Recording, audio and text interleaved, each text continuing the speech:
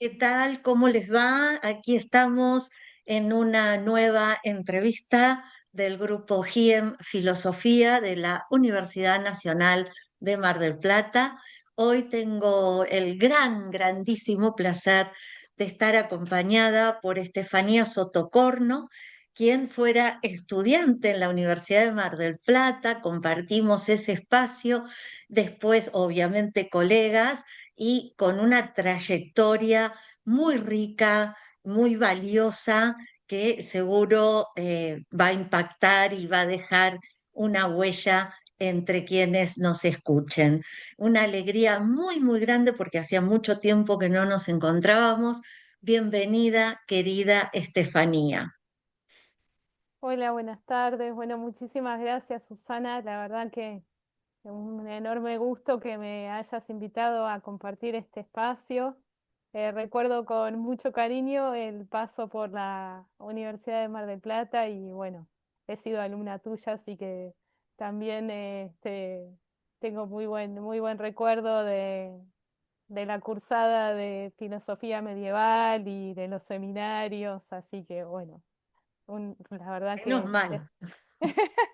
después de todo este rulo de la historia, encontrarnos ahora que nos hemos visto Sí, en algunos congresos y, como decís, me da un poco de pudor, pero en calidad de colega, ¿cómo eh, no? la verdad Sí. que encantada y que me hayas invitado aquí.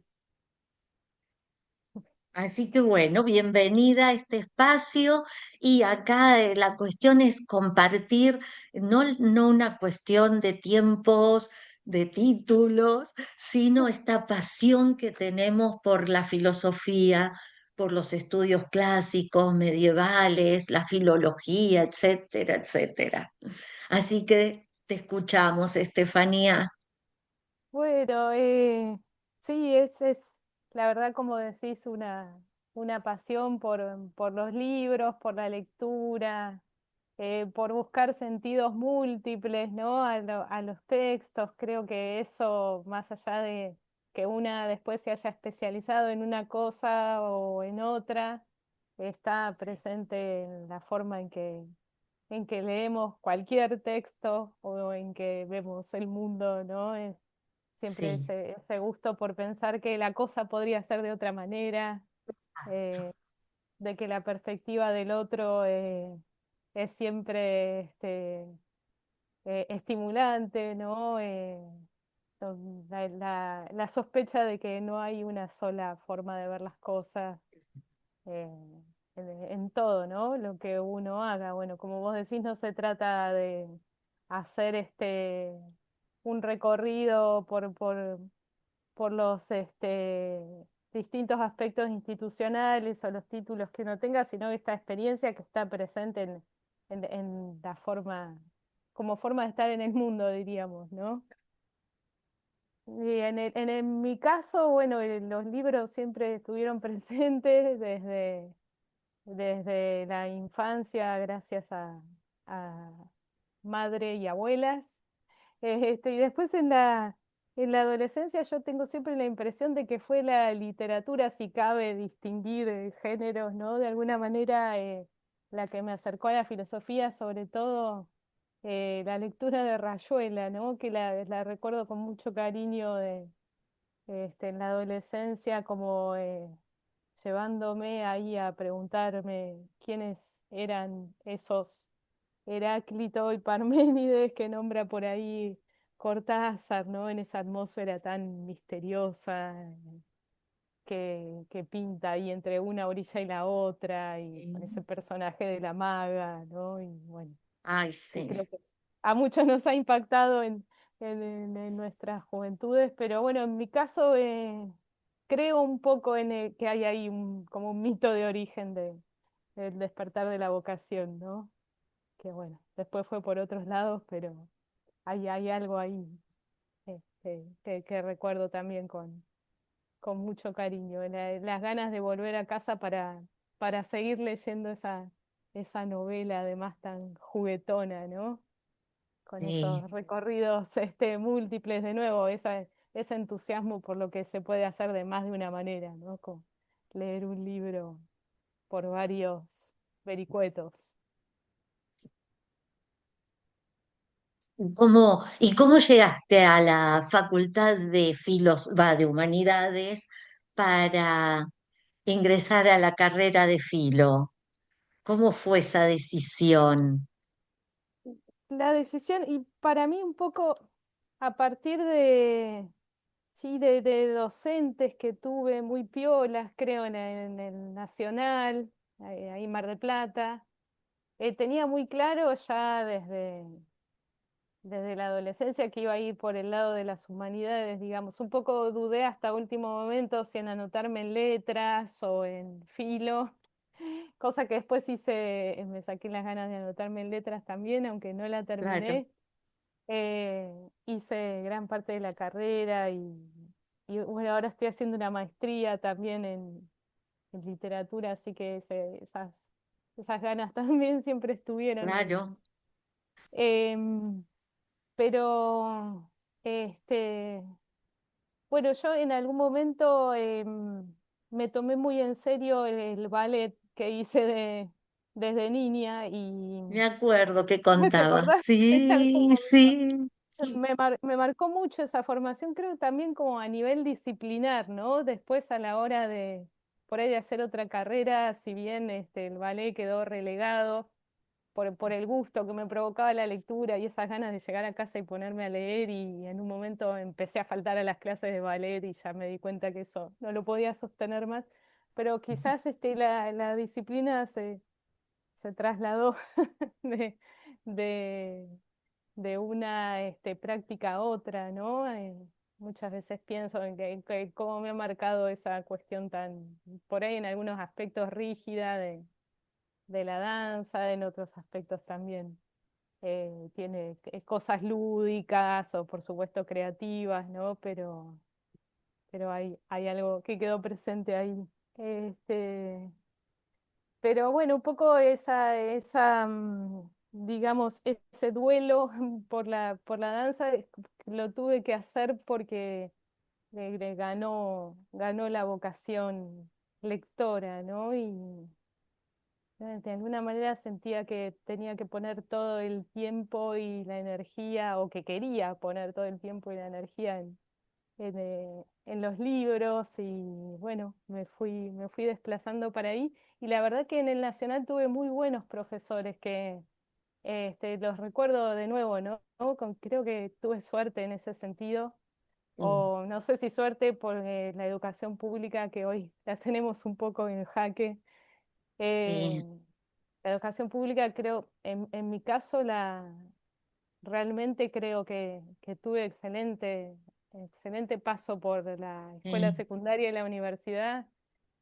Y bueno, en la adolescencia que uno por ahí, una está un poco desorientada, ¿no? A veces tuve la suerte de contar ahí con docentes muy piolas en sentido humano y también de conocimiento.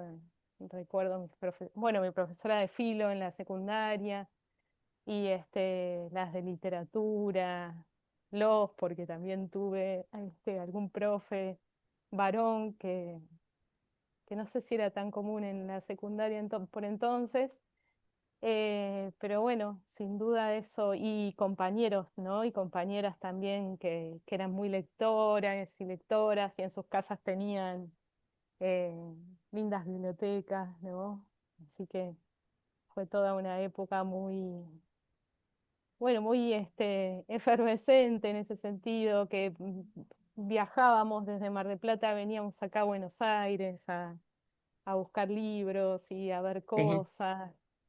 Y bueno, esa etapa formativa estuvo muy bien, estuve bien acompañada, ¿no? Con gente que, bueno, hoy de alguna manera todavía sigo con muchos de ellos en contacto y es, bueno, humanamente muy rica también esta vocación, ¿no? ¿Cómo te fuiste decidiendo por qué temas? Dentro de la filosofía, de las letras luego, ese nexo que para mí es inseparable. Yo siempre lamento que se haya separado filosofía de letras, ¿no? Sí, exactamente, porque lo que decís es clave en mi caso porque yo me entusiasmé mucho con la filosofía antigua cuando, bueno, en aquel momento de la carrera había como unas especialidades muy marcadas, ¿no? Y una era filosofía antigua y teníamos griego y latín. Exacto. Y cuando yo hice griego en primer año, hice también al mismo tiempo filosofía antigua, que bueno, tuve el lujo de tenerlo a Olivieri de Sí, docente. Em, bueno, sí, ahí enseguida me entusiasmé muchísimo con el estudio de las lenguas clásicas, bueno, esa cuestión que decíamos antes, ¿no? De buscar los sentidos y las múltiples interpretaciones de las palabras, es como que, bueno, cuando entré con el griego y después también hice latín, me gustó muchísimo, ¿no? Y eso me llevó a anotarme también en letras, como vos decís, por una cuestión burocrática un poco ridícula, que estaban tan divididas las aguas, entonces para poder seguir cursando, por ejemplo, creo que hasta griego 2 se podía hacer, pero si quería hacer griego 3 tenía que anotarme en la otra carrera y bueno, me terminé anotando y haciendo otras materias muy hermosas, así que esas complicaciones que al final parece que hay que agradecer porque terminó enriqueciendo mucho la perspectiva, ¿no? Pero digo, enseguida me entusiasmé con el mundo de la antigüedad, sobre todo con esos primeros filósofos, ¿no? De los que parece que sabemos tan poco porque los textos nos han llegado de una manera tan accidentada, ¿no? Bueno, entonces ahí un poco el estudio de la lengua y la profundización en las ideas de estos pensadores, ¿no? Además con esa halo de misterio, ¿no? Bueno, son los primeros, y además sabemos tan poco lo que los otros dicen que dijeron, ¿no? Toda esa cadena de transmisión, cuanto más complicada parece que más interesante. sí. Eh, y bueno, un poco por ahí, ¿no? Después seguí con el latín y después cuando pude estudié también otras lenguas antiguas, no, por ahí no con tanta ya dedicación como el griego y el latín, pero por ejemplo acá tuve oportunidad de estudiar un poco de siríaco y Ajá. de egipcio medio y de Ah, hebreo. Y todo eso me apasiona, ¿no? Si bien no he sí, profundizado tanto, pero siempre me gusta como poder acceder a la fuente en la medida de lo posible, aunque sea vislumbrar un poco de esas textualidades, ¿no? sí. ¿Y con qué estás trabajando ahora, Estefanía? ¿En qué temas Bueno, o ahora autores? sí, estoy trabajando desde hace unos años. Empecé a trabajar con una editorial española, con Ciudad Nueva. Ah, sí. Eh, Sí, empecé a trabajar, bueno, unos textos que había estudiado para la tesis del doctorado de un personaje que no es muy conocido, un autor cristiano de finales del siglo V, Ajá. Genadio de Marsella, que tiene unos textos que son como que parece que han funcionado como textos de referencia en la antigüedad, porque él hace como unas notas acerca de hombres de letras, sobre todo si son cristianos también, ¿no? De qué cosa han escrito, de qué posición teológica tenían, ¿no? Entonces arma como una enciclopedia. Y yo trabajé en la tesis eso y después surgió con esta editorial la posibilidad de hacer una edición. La editorial tiene como dos colecciones que son muy interesantes. Una que es un texto, te proponen hacer una traducción del texto con un aparato de notas, pero referencial, digamos, contextual, y otra colección que propone hacer ediciones críticas, ¿no? O que ofrece las ediciones críticas, trabajando con el establecimiento del texto, ¿no? Entonces ya ahí es Ajá, como un trabajo que empecé a hacer después de la tesis con los manuscritos de sí, ese texto. Y entonces ahí me metí como en otro mundo, porque ya de lo que había trabajado en la tesis, que persona, cómo estaba inserta en su contexto, qué posición doctrinal tenía, ¿no? Sobre todo en relación con San Agustín, que es una figura tan importante sí, por entonces, y parece que no se llevaba tan bien con Agustín, ahora lo estoy simplificando un poco, pero eso lo hacía interesante ya de claro. entrada. Y después el trabajo con los manuscritos, bueno, que fue una cosa completamente distinta, que fue rastrear los textos, conseguir las copias, después, bueno, hacer el trabajo de recensión de variantes, Mm, para armar el aparato de notas crítico, ¿no? Además del otro, de la traducción y con las notas referentes al contexto y esas cuestiones, bueno, este otro trabajo que la verdad fue muy interesante y que me llevó a aprender un montón de cosas, algunas que por ahí sí había visto cuando hice griego y latín, pero otras no, y terminé pidiendo una beca para hacer una especialización en esas cuestiones, porque pues, la verdad que muchas no las conocía y a la hora de hacer una edición, bueno, era importante conocerlas y entonces me la dieron con el proyecto armado, con el aval de la editorial y estuve en Lyon, en el Instituto de Sources Chrétiennes, que ajá. ahí también ellos editan fuentes antiguas y bueno, la verdad que fue una experiencia muy, muy como que me amplió la perspectiva, ¿no? Porque ahí con ese trabajo pude como un poco combinar todas las cosas que me interesaban, ¿no? La hermenéutica textual, esta otra cosa ya de ir más a la lengua en sí, y bueno, además con este personaje tan interesante, doctrinalmente hablando, que fue Genadio, ¿no? Y, y después de hacer esa edición que salió, pues la verdad que la trabajé mucho en los meses de la pandemia, y salió en 2021, y después la editorial me propuso, o me dio el aval para hacer la edición de otro texto de Genadio. A Genadio se le atribuyen dos textos por consenso, digamos, mayoritario.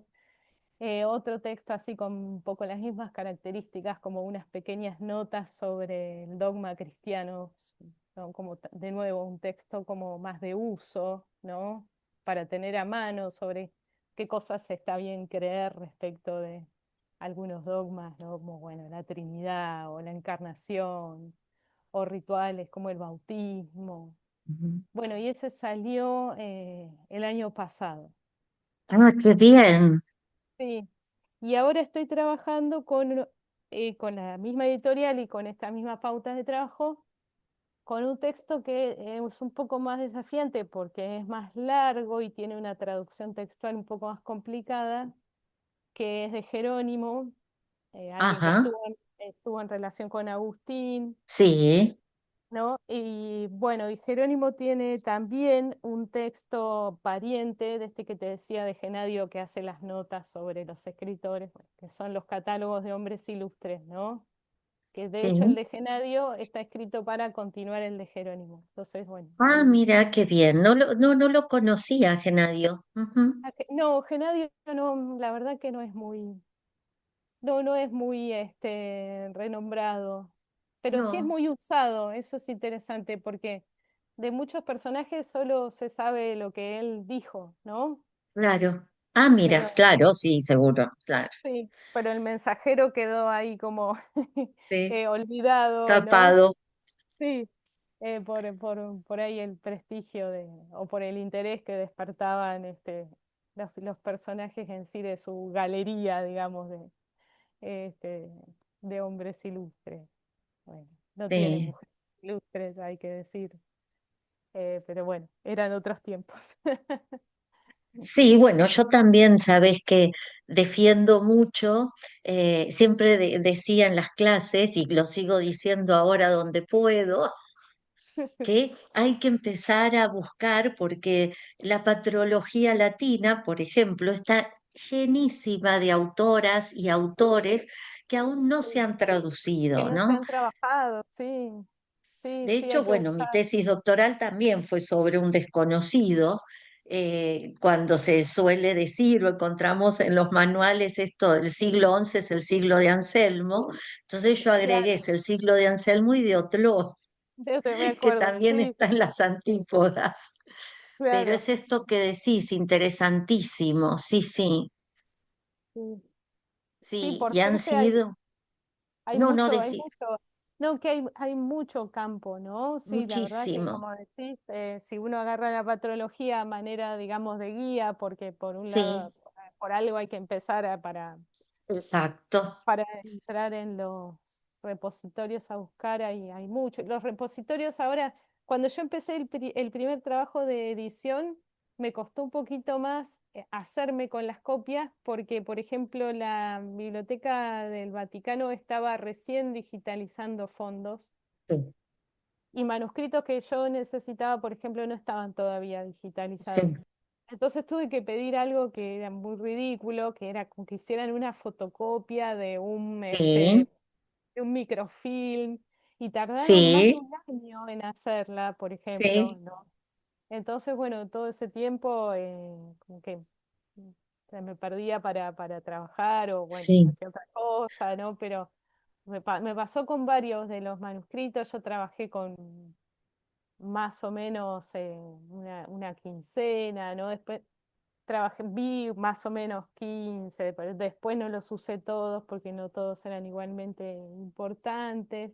sí, Pero bueno, conseguirlos de esos 15 por ejemplo, digitalizados estaban, no sé, un tercio, un poco menos, claro, que sobre todo los que están en repositorios, en bibliotecas que están en Alemania, ellos sí sí, tienen todo y de libre acceso, pero en cambio, por ejemplo, las francesas o las italianas tenía que contactar sí, puntualmente, pedir, en algunos casos pagar bastante. sí, Pero bueno, bueno, ahora cambió mucho la cosa en unos, digamos, sí, 8 años, ¿no? Cambió, por suerte, ese sí. asunto. Sí, te entiendo porque a mí me pasó ¿Qué lo pasó? mismo, ¿no? Tuve la suerte de encontrar, sí, los manuscritos de Otlo en la Biblioteca Estatal de Baviera, y ahí sí Claro, poder sí, tenerlos, eso es muy sí, tal cual. emocionante, Es muy y emocionante. que me los enviara la directora de la biblioteca y que me los enviara digitalizados. Sí, Pero, por ejemplo, bueno, tanto en Francia o en Madrid, había textos que estaban en el fondo antiguo y también los tenías que pedir que te los sí, fotocopiaran ellos con esas máquinas especiales. En la Biblioteca de Cataluña o de la Universidad de Barcelona también, pero no había los manuscritos que yo necesitaba, y después trabajar con las microfichas sí, era sí. Una tremendo, cosa, pero claro, a su vez fue muy interesante, porque yo recuerdo que tuve que revisar anal por anal de Regensburg y aprendí muchísimo, sí, porque ahí también aparecieron personajes claro. impensados. Claro, es que esas demoras por ahí o esos obstáculos tecnológicos terminan como dándote la oportunidad de encontrarte cosas, ¿no? O Sí, de aprender procedimientos, bueno, qué sé yo, todo exacto, tiene su pro y su contra, ¿no? exacto, sí. Sí. Sí, depende las prisas que tengamos. Claro, tal cual, sí, sí, sí, Así que entonces ahora estás trabajando con este autor en estas traducciones para la editorial sí. de Lyon. No, esta es de No, Madrid. En Lyon Ah, hice en Lyon me acogieron, la verdad, y que me enseñaron mucho de sí. cómo trabajar. Pero bueno, lo que pasa es que ellos editan, bueno, después en francés, ¿no? Entonces a la hora de publicar lo más fácil era ir Y con, sí, con Ciudad Nueva, que es esta editorial de Madrid. sí, eh, entonces, bueno, por ahí anduvo la cosa. Y bueno, y qué después siempre, bien. siempre preparando, yo preparo con muchas ganas las clases y bueno, estos temas que trabajo por este lado trato de llevarlos a las clases para compartir con los alumnos, ¿no? Que bueno, por ahí no ¿En se ven qué muchos. cátedra tenés, Estefanía? Yo tengo una cátedra que se llama Historia del Pensamiento uno, que sería algo así como una introducción a la filosofía antigua, pero para estudiantes de historia, porque Mm, estoy trabajando en la carrera de historia en la UNTREF, sí, Ciudad de 3 de Febrero. sí. Entonces, bueno, ahí también es interesante o desafiante, ¿no? Despertar el interés de los alumnos de historia por estas cuestiones que en general ha sido muy grande el interés, tengo que decir, porque creo que se genera algo lindo ahí que me lleva a preparar, como te decía, con muchas ganas las clases. Y bueno, y después también seminarios, Mm. donde muchos se terminan, bueno, decantando por la especialidad que bueno, es raro porque en la carrera de historia en el 3 de febrero está muy enfocado, hay muchos especialistas y como que se han destinado muchos recursos sobre todo a la historia argentina contemporánea, entonces bueno, ahí hemos hecho como un nichito de, Bien, de interesados en la antigüedad y en la Edad Media, y en las lenguas clásicas también, así que hemos organizado talleres y cursos de extensión. Nos ha ido bien en cuanto a público y entusiasmos, así que eso también es como muy grato, ¿no? Es la labor docente. Salute. Te quedaste muteada. que con Ahí está. este cambio de clima, Sí, sí, sí, perdón, sí, está fatal. sí, me decías de ese nicho y qué bueno que se interesen por las lenguas clásicas. Para mí Sí, es una gran pérdida. Ayer también con otra persona a quien estaba entrevistando hablábamos de esto mismo. sí, sí, sí. La verdad es que, bueno, recordábamos recién cuando yo entré a Filo que, ahora no me acuerdo si no hacías la especialización en Antigua, no me acuerdo si de todos modos no era obligatorio hacer latín uno o griego uno. Me parece que En sí. ese, en ese entonces sí, porque si bien la carrera ya era, porque yo soy vieja ya, hice la Yo carrera de también. 5 años, pero cuando se reabre la carrera de filosofía en Mar del Plata, las asignaturas eran anuales y yo recuerdo que Sí, trabajábamos, por ejemplo, ¿no? Agustín Bilingüe, entre claro, otros autores y autoras, ¿no? Y leíamos también Filón y con algunas citas griegas y demás. claro. Bueno, entre otras cosas que hacíamos de forma bilingüe. Y luego, cuando dejó de ser obligatorio, lamentablemente eso se perdió. Se perdió. Sí, sí, sí, eso lo vemos mucho nosotros acá también ahora. Y sí, es una pena. Mm. Sí, es muy triste. Por eso es de agradecer cuando las y los estudiantes se interesan y van Claro, y hacen y cursan sí, las lenguas clásicas. sí, sí, poder darles ese lugar, ¿no? Porque, bueno, en muchas casas de estudio están como perdiendo también, ¿no? Sí, El lugar en los programas. Bueno, con el financiamiento retaseado también sí, eh, somos candidatos a recorte sí, desagradable. Sí, y ¿No? Sí, después también los recursos de las bibliotecas, ¿no? Que también. Mar del Plata, bueno, lamentablemente no tiene tiene una biblioteca básica, digamos, para las y los estudiantes, pero ya si uno se dedica a investigación, esto que vos decías, cuando se dificulta a veces viajar y no Claro, todo está en línea, ¿no? sí, sí, sí, sí, tal cual. Bueno, ahí también en Mar del Plata, creo también hemos contado con la generosidad de los docentes que nos abrían sus bibliotecas personales, ¿no? Exacto. Por el caso de Olivieri, por ejemplo, Sí, ha sido muy generoso él con su material y sí, recibiéndonos en la casa a sí, nosotros y los que nos interesaban esas cuestiones, ¿no? Así que eso también es de agradecer. sí. Sí, sí, sí, pero vos fíjate, yo he querido llevar, o sea, he llevado a la biblioteca algunas obras que ya las tengo leídas y demás, y no les cuesta mucho aceptarlas, es Exacto. tremendo. Sí, tengo la misma experiencia acá, lamentablemente.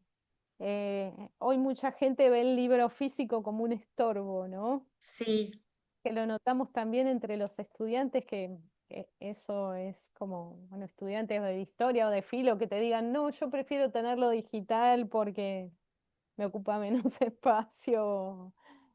Sí, es algo,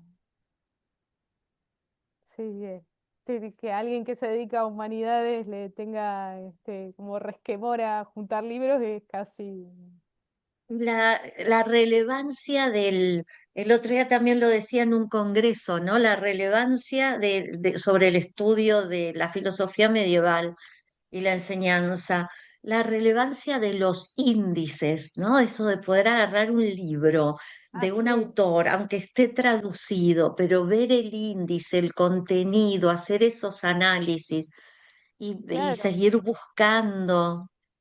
verlo como Es un todo, ¿no? Porque si no es siempre exacto, como una parte, una página actual y vos después buscar las referencias o, sí.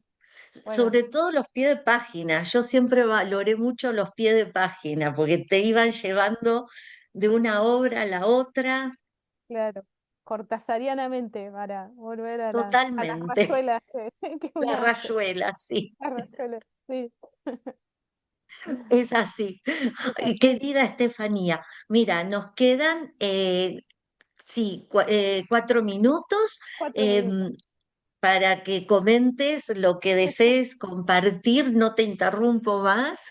No, la verdad un gusto esta charla. Eh, No, bueno, un poco lo que también hacemos con esto que te decía en 3 de febrero, como que hemos logrado hacernos un espacio, ¿no? Y tenemos un instituto de estudios históricos dirigido por Horacio Botala y Sí, con otros colegas como Paula Castillo, Patricia Villano Nardo, que también es marplatense, ella estudió letras allá. em, bueno, nos hemos dedicado a trabajar bajo el rótulo de las culturas del Mediterráneo, un poco sí, estos aspectos que por ahí, bueno, la especialización de la mayoría de los docentes de la universidad, bueno, como va por otro lado, ha llevado quizás a relegar, ¿no? Pero bueno, tenemos estudiantes interesados y tenemos actividades este, regulares, ¿no? Y publicaciones, así que eso es siempre un gusto y que nos interesa compartir, así que esperamos poder llevarte, traerte en alguna yo dispuesta oportunidad. siempre. Dale, eso Sí, será sí, cómo no. un gusto Sí. para nosotros este, Y un compartir. placer y un honor para mí. Sí, sí. Gracias, No, Estefanía. muchas gracias a vos, un gusto enorme, en serio. Un gusto, un placer gigante volver a retomar este diálogo, querida Estefanía. Igual para mí.